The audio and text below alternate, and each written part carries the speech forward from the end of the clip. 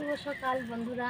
তো আমি তো ভোর 3:30টার সময় উঠেছি। তো উঠে যে ধান সিদ্ধ দিয়েছি। তো ভোরবেলায় ক্যামেরাটা অন করিনি, কারণ অন্ধকারে ভালো দেখাও যায় না। আর তোমরা তো জানোই যে আমি ভোরেও ধান সিদ্ধ করি, আবার সন্ধ্যেবেলা রাতেও ধান সিদ্ধ করি। তো আজকে এবার ভোরেই ধান সিদ্ধ করলাম, কারণ এখন তো এই যে ফাল্গুন মাস পড়ে গেছে, গরমের দিন চলে এসেছে। তো এখন ভোরে উঠেই ধান সিদ্ধ করতে হবে। তো ওইদিকে অনেক ধান হয়ে গেছে, 2 দিকে ধান বসিয়েছি। তো ওইদিকে ঘরেও বসিয়েছি, উনানে, রান্নাঘরে, আর এইদিকে বাইরে বসিয়েছি। আর 3:30টার সময় উঠেছি।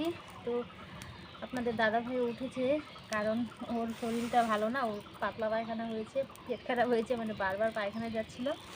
আর এদিকে কিন্তু মানে বিছানায় শুতেই পারছিল না, বারবার যেতে হচ্ছিলো। এর জন্য ও ঘরে বসেছিল রান্নাঘরে, আর আমি এখানে ধান সিদ্ধ করছিলাম। আর রান্নাঘরের জন্য এক হাঁড়িতে ধান বসিয়ে দিয়েছি, ওখানটায় ও বসেছিল।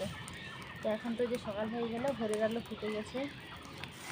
আর কিছু ধান আছে, তো সিদ্ধ করে বাকি কাজকর্ম আবার রান্নাবান্না কিন্তু আছে।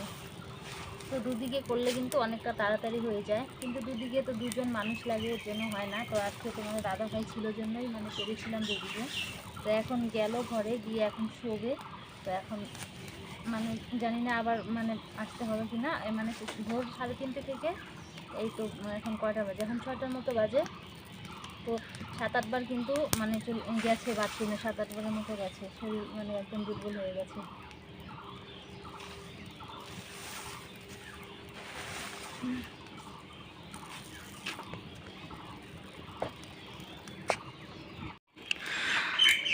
তো এই যে দেখো সকাল হয়ে গেছে, চারপাশটা দেখো এই যে কীরকম কুয়াশা পড়ছে। আর এই যে পাখিরাও উঠে গেছে কিন্তু, এই যে দেখো ওদের গান শুরু হয়ে গেছে।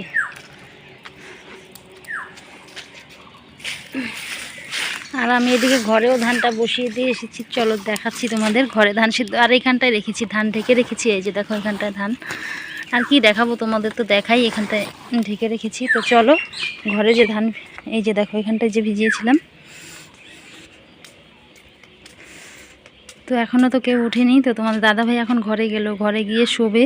তো জানি না আবার বের হতে লাগবে কি না। তো এই যে দেখো ঘরেও বসিয়েছি। তো এখানে এই যে কাঠ দিয়েছি।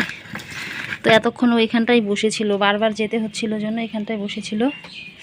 তো এখন বললাম যাও হাত পা ধুয়ে গিয়ে শও। তো এমনিতেই তো শরীরটা ওর দুর্বল, তার মধ্যে বারবার আবার যাচ্ছে, পটিতে যাচ্ছে বারবার।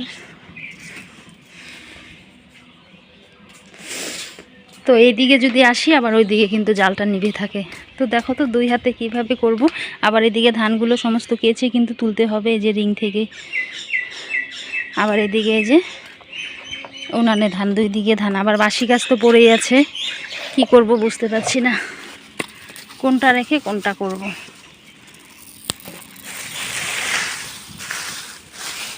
আর এই জঙ্গল দিয়ে জাল দিলে না একদম মানে উঠে যাওয়া যায় না, দিতেই হয় দিতেই হয়। আর ওই যে কাঠ দিয়ে দিলে তো বসে না থাকলেও হয়।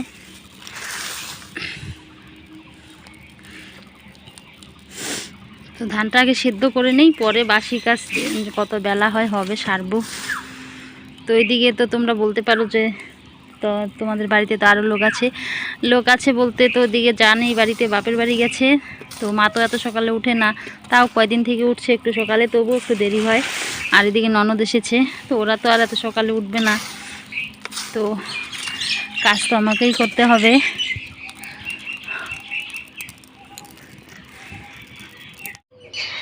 বারে বারে ঘুঘু তুমি খেয়ে যাও ধান, এবার তোমার বধিব প্রাণ। তো বন্ধুরা, এই যে ঘুঘুর কাণ্ড দেখে আমার এই কথাটা মনে পড়ে গেল। তো আমি এখানটায় তো ধান সেদ্ধ করছি, তো রাখছি, আর ঘুঘুটা এসে বারবার খাচ্ছে। আর ওই যে কথায় আছে না, একটা কথা তোমাদের তো বললামই, কিন্তু না প্রাণবোধ কেন করবো, ও তো অসহায় একটা প্রাণী, ও খাবার কোথায় পাবে। তো খেয়ে যাচ্ছে, খাক, পেট ভরে খেয়ে যা, ভয় পাচ্ছিস কেন আমাকে দেখে। আবার ভয়ে ভয়ে কিন্তু খাচ্ছে, আবার চলে যাচ্ছে কিন্তু। আর চারপাশে না প্রচুর ঘুঘু আমাদের এইদিকে কিন্তু। তো এই যে দেখো ও ভয় পাচ্ছে, একবার আসছে আবার যাচ্ছে। আর ঘুঘু মানে অনেকগুলোই ঘুঘু আসছিল আমি যখন থাকি না। তো আবার এই ঘুঘুটার একটু সাহসটা বেশি আছে। তো দেখো আমি এখানটাই আছি, তবুও কিন্তু আসছিল। অসহায় অবলা প্রাণী, ওরা খাবার তো আর কোথা থেকে জোগাড় করে খেতে পারে না। তো আমরা যে ধান সর্ষে এটা সেটা দিই, সেটা নিয়ে ওরা কিন্তু এসে খেয়ে যায়। আর ওদের পেটটাই বা কতটুকু, নতুন পেট ভরে খেয়ে যাক, তাতে কী হয়েছে, আমাদের তাতে তো কম পড়বে না। তো ওইদিকে ধান সেদ্ধ তো ঘরের ধানগুলো এখানটায় ঢেলেছিলাম এই উঠানে, আর বাইরে যে সেদ্ধ করছি ওগুলো তো ওখানটায় ঢালছিলাম। আর ধানের হাঁড়িগুলো না মানে দূরে নিয়ে যাওয়া ভীষণ অসুবিধা হয়। আর ঘরে যে হাঁড়িটা বসিয়েছি এটা অনেকটাই ছোটো ছিল হাঁড়িটা, ধানের হাঁড়িটা, তো এখানটায় আনতে অতটা অসুবিধা হচ্ছিল না। আর বড় হাঁড়ি একা একা আনতে না ভীষণ কষ্ট হয়ে যায়, কিন্তু মানে চাপ পড়ে ভীষণ।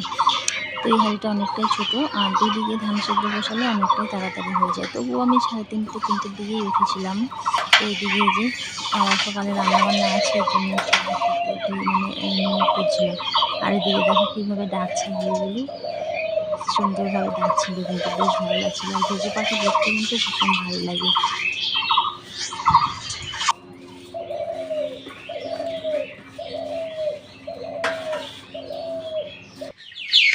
তারপরে তো এইদিকে রান্নার জোগাড় করে নিয়েছি। তো সকালের রান্নাটা আমি আজকে করতে পারিনি। তো সকালে ধান সিদ্ধ করে সমস্ত কাজকর্ম করে পুজো টুজো দিয়ে অনেকটা দেরি হয়ে গেছে। তো ননদকে বললাম একটু সকালের রান্নাটা তুমি করো, আমি এদিকে দুপুরের রান্নাটা পরে করে নেব। তো ওইদিকে যে দুপুরের রান্নার জন্য সমস্ত রেডি করে নিয়েছি। আর বাড়িতে এখন আত্মীয় স্বজন আছে, তো রান্নাটাও একটু বেশি। তো এদিকে যে ডাল করব, ডালটা এদিকে বসিয়ে দিলাম, ভাতটা হয়ে গেছে। আর করব পনির তরকারি করব। তো ওইদিকে সমস্ত রেডি করে নিয়েছি কেটে কুটে। তো ওইদিকে যে ভাতটা হয়ে গেছে, এখন আমি এদিকে কিন্তু ডালটা বসিয়ে দিয়েছি। আর প্রচুর খাটনি যাচ্ছে, এদিকে সব ভরে ওঠে ধান সেদ্ধ, আবার রান্না বান্না। আর সকালের রান্নাটা করার আমি মানে সময় পেয়েছি, সময় মানে আরও বাকি কাজগুলো যে আছে, তো পুজো দেওয়াটা আবার, তা না হলে আবার বেলা হয়ে যাবে, পুজোটা আবার কেউ দিতে চায় না। তো ওইদিকে পুজোটা আমি দিয়ে নিয়েছিলাম, ধান সেদ্ধ করে যা যা কাজ ছিল সেগুলো করে। তো এর জন্য সকালের রান্নাটা আর করতে পারিনি। আর আমাকে হেল্প করছিল আজকে আমার হচ্ছে মেয়ে। দেখো আমার মেয়ে আমার পাকা গিন্নি হয়ে গেছে। তো পনির এনেছে, তো পনির রান্না করব। ও ওইদিকে বলছিল মা আমি তোমাকে পনির কেটে দেবো। তো বললাম তুই স্নান টান করে আয়, পনিরটা আমাকে কেটে দিয়ে যা। আর ও পনির কাটছিল সুন্দর করেই, কিন্তু পনিরের টুকরোগুলো একটু বেশি ছোট হয়ে গিয়েছিল। আর কি করব বলো, বাচ্চা মানুষ যেটুকুনো করে দিয়েছে সেটুকুনোতেই। আর বাচ্চারা দেখবে কোনো কাজ করলে সেই কাজে কিন্তু ওদের উৎসাহই দিতে হয়, তাদের মন কিন্তু ভেঙে দিতে হয় না, তাহলে কাজের দিকে তাদের কিন্তু কোনো ছুট থাকে না। তো আমি বললাম না সুন্দর হয়েছে, কিন্তু টুকরোগুলো একটু ছোট হয়ে গেছিলো, এটাই কিন্তু। আর মেয়ে মানুষ বলো টুকিটাকি তো মাকে হেল্প করবেই, তো এখন বড় হচ্ছে টুকিটাকি, কিন্তু ও পারে কিন্তু হেল্প করতে, কিন্তু অতটা চাপ দিই না, যে মন চাইলে করে না চাইলে নাই। কিন্তু বাচ্চা মানুষ মন মর্জি, বুঝতেই পারো। আর এদিকে অনেকটাই পনির ছিল কিন্তু, তো পনিরগুলোও কিন্তু এদিকে কেটে দিচ্ছিল আমাকে। আর এদিকে আমি তো রান্নার ঝামেলা তো আছেই। তো এদিকে দেখো কত মানে সবজি কেটে নিয়েছি, সমস্ত নিজে হাতেই কেটে নিয়েছি সবজিগুলো। তো নিরামিষ সবজি করব, পনির করব, আবার ডাল করব, যেহেতু বাড়িতে আত্মীয় আছে, মানে ননদ আছে, ননদের জামাই আছে। তো ওরা আবার এদিকে মেলায় যাবে, তো আমাদের এদিকে আবার মেলা শুরু হয়েছে। আর আমার এই ভিডিওটা করা ছিল কয়েকদিন আগেই, কিন্তু করা ছিল, তো তোমাদের দাদাভাই তখন বাড়িতে ছিল। তো এর আগের ভিডিওতে তোমাদের আগের দিনের ভিডিওতে দেখিয়েছি ও চলে গেছে, তো তখন তোমাদের দাদাভাই বাড়িতে ছিল। আর সেদিন ওর কিন্তু পেটটাও কিন্তু খারাপ হয়েছিল, তো তোমাদের তো বললাম আমি ভিডিওর মধ্যে ধান সিদ্ধ করছিলাম। তো এদিকে আমার ডালটা হয়ে গেছে, আজকে ডালটা ভেজ ডাল রান্না করেছি। তো দেখো ডালটা খুব সুন্দর হয়েছে, কিন্তু মটরশুঁটি, তারপর ফুলকপি আর হচ্ছে গাজর দিয়ে রান্না করেছি। আর এদিকে যে ভাতটা উপর করে রেখেছি। আর এদিকে এই যে দেখো বাইরে কতটা রোদ্দুর উঠে গেছে, বেশ ভালোই রোদ্দুর কিন্তু উঠে গেছে।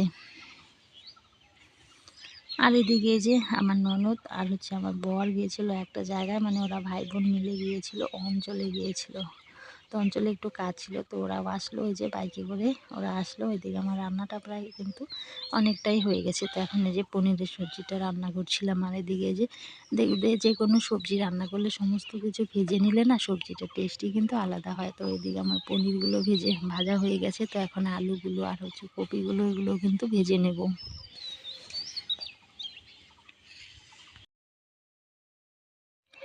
আর সবজিগুলো ভেজে নিলে না রান্নাটাও কিন্তু অনেকটাই তাড়াতাড়ি হয়ে যায়। তো এদিকে সমস্ত ভেজে নিয়ে তারপরে আলু কপিটাও আমি এখন ভেজে নিব, তারপরে মশলাটা কষিয়ে সেটার মধ্যে কিন্তু দিয়ে দেবো। আর তোমরা সবাই জানো রান্না করতে, তো তোমাদের সাথে একটু শুধু শেয়ার করলাম, যেহেতু মানে ডেলি ব্লগ করি, কি শেয়ার করবো বলো, এগুলোই তো শেয়ার করতে করি, প্রতিদিনের কাজকর্ম এটা সেটা এগুলোই। আর বন্ধুরা কয়েকদিন থেকে ভিডিওতে মানে সময় মতো কারো ভিডিও না আমি দেখতেও পাচ্ছি না, আর আমিও ভিডিও দিতে পারছি না, কাজেরও একটু চাপ, আর আমার শরীরটাও বেশি ভালো নেই বন্ধুরা।